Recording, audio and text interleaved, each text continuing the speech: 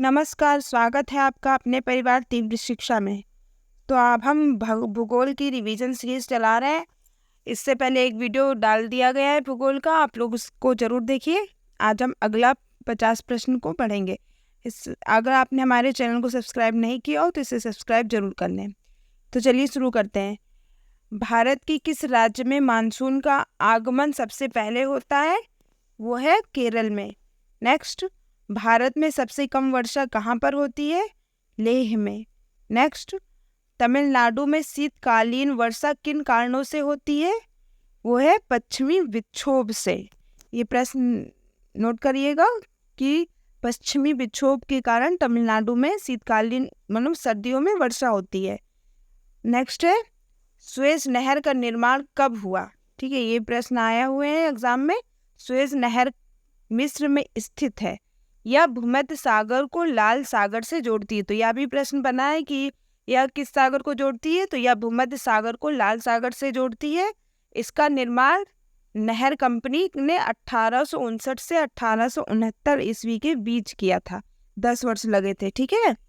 Next, संसार की सबसे बड़ी पोतवाहक नहर कौन सी है? वो भी सुएज नहर है। सुएज नहर कब बनकर तैयार हुआ? तो 1869 ईस्वी में। सुएज नहर की लंबाई कितनी है? 168 किलोमीटर। सुएज नहर के दोनों सिरों पर स्थित पत्तन युग्म है कौन सा? वो है पोर्ट सईद तथा सुएज।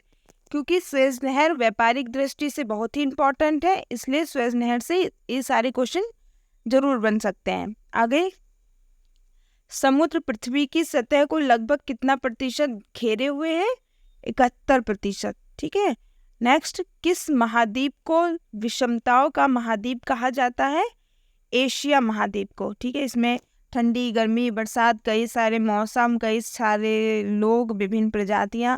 तो एशिया महाद्वीप को विषमताओं का महाद्वीप कहा जाता है। आगे, ओजोन छिद्र का निर्माण सर्वाधिक कहाँ पर है? अंटार्कटिका महाद्वीप के ऊपर। नेक्स्ट, दोनों ध्रुवों को जोड़ने वाली वह काल्पनिक रेखा जो भूमध्य रेखा को समकोण पर काटती है क्या कहलाती है? देशांतर रेखा। आप लोगों ने समकोण पढ़ा होगा ना। समकोण कैसे बनाते हैं? ऐसे बनाते हैं ना। तो भूमध्य रेखा यानी ग्लोब पर जो ऐसे ऐसी रेखाएं होती हैं उन्हें हम देशांतर रेखा कहते हैं। तो यही काट रही है ना एकदम बीच में, सेंटर में ऐसे आके। तो ये क्या बनाएगी? देखो यहाँ लिखा है समकोण पर काटती, वह कौन सी रेखा कहलाती है? देशांतर रेखा। नेक्स्ट, वह कौन सा महाद्वीप है जहाँ एक भी ज्वालामुखी नहीं है? वो है ऑस्ट्रेलिया महाद्वीप। कितने महाद्वीप है टोटल? 7 है ना।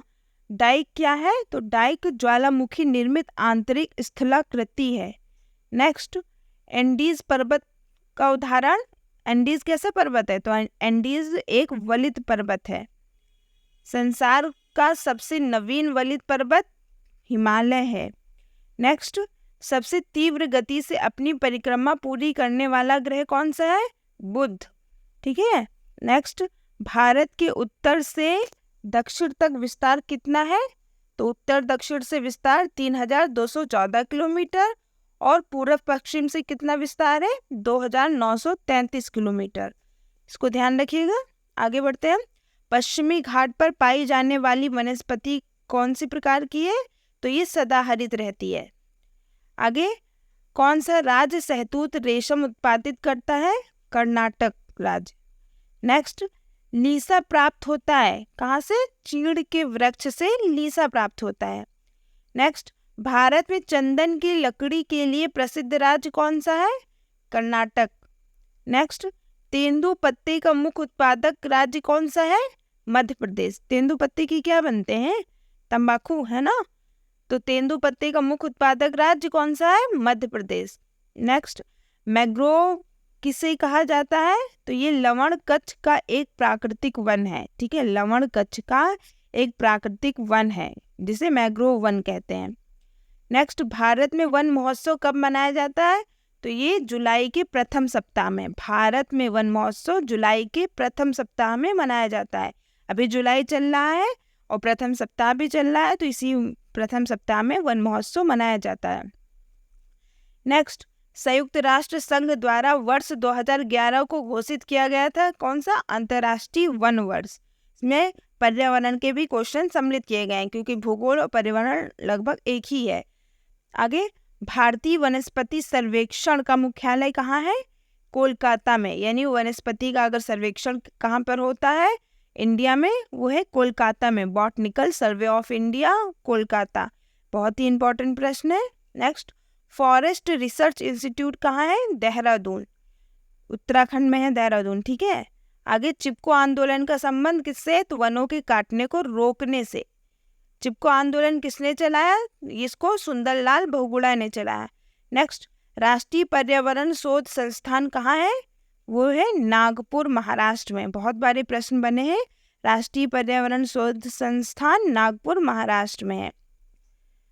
Indian institute of forest management की स्थापना कब और कहाँ की गई? तो Indian institute of forest management की स्थापना 1981 में भोपाल में की गई। कहाँ पे? ये क्या है? Indian institute of forest management की स्थापना 1981 में भोपाल में की गई, ध्यान रखिएगा। आगे, भारत में चंदन की लकड़ी के वन सबसे अधिक कहाँ पाए जाते हैं? तो ये नीलगिरी की पहाड़ियों पर। अभी हमने पढ़ा कि भारत में सबसे अधिक चंदन के वृक्ष कहाँ पाए जाते हैं? वो कर्नाटका में। कर्नाटका में कहाँ पे? नीलगिरी की पहाड़ियों पर। नेक्स्ट है, साइलेंट वैली के चर्चित होने का क्या कारण है? यहाँ पे जैव विविधता और सदाबहार वन संरक्षण है, इसलिए साइलेंट वैली बहुत चर्चित है। नेक्स्ट, फूलों की घाटी कहाँ है स्थित? वो है उत्तराखंड में। शांत घाटी केरल में, आपने पढ़ा होगा। आगे, किन पहाड़ियों पर उष्ण कटिबंधीय सदाबहार वन पाए जाते हैं? अभी पढ़ा ना, नीलगिरी पहाड़ियों पर उष्ण कटिबंधीय और सदाबहार, यानी सदैव ये हरे भरे रहते हैं। आगे, पक्षी विहार वन्य जीव अभ्यारण्य अपने प्राकृतिक प्रवेश में वन्य जीवन के लिए कानूनी तौर पर आरक्षित क्षेत्र को क्या बोलते हैं? Biosphere reserve. आगे, वह राज्य जहां सुल्तानपुर पक्षी विहार स्थित है, कहाँ पर? हरियाणा में। सुल्तानपुर पक्षी विहार हरियाणा में। दुधवा राष्ट्रीय उद्यान कहाँ पर है? उत्तर प्रदेश में। कौन सा अभ्यारण्य जंगली हाथियों के लिए प्रसिद्ध है? वो है पेरियार अभ्यारण्य। नेक्स्ट, सरिस्का पक्षी विहार कहाँ है? राजस्थान में, भरतपुर में, है ना। विश्व का एकमात्र प्लावी राष्ट्रीय पार्क कहाँ स्थित है? मणिपुर में। विश्व का एकमात्र प्लावी राष्ट्रीय पार्क मणिपुर में है। काजीरंगा किसके लिए जाना जाता है? तो गैंडे के लिए। आगे, दच्चीग्राम वन्यजीव अभ्यारण्य जम्मू एंड कश्मीर में है। नेक्स्ट, नल सरोवर पक्षी अभ्यारण्य किस राज्य में है? वो गुजरात में। कौन सा? नल सरोवर, ध्यान रखिएगा। आगे, पेरियार गेम अभ्यारण्य प्रसिद्ध है जंगली हाथियों के लिए, भी पढ़ा है ना। पेरियार अभ्यारण्य किसके लिए प्रसिद्ध है? जंगली हाथियों के लिए। आगे, काजीरंगा राष्ट्रीय उद्यान कहाँ पर स्थित है? असम में। तो इस तरीके से आपको भूगोल का पूरे 500 प्रश्न कराए जाएंगे। और वीडियो को लाइक सब्सक्राइब जरूर कर लें और इस चैनल से अपना रिवीजन फटाफट कर लें।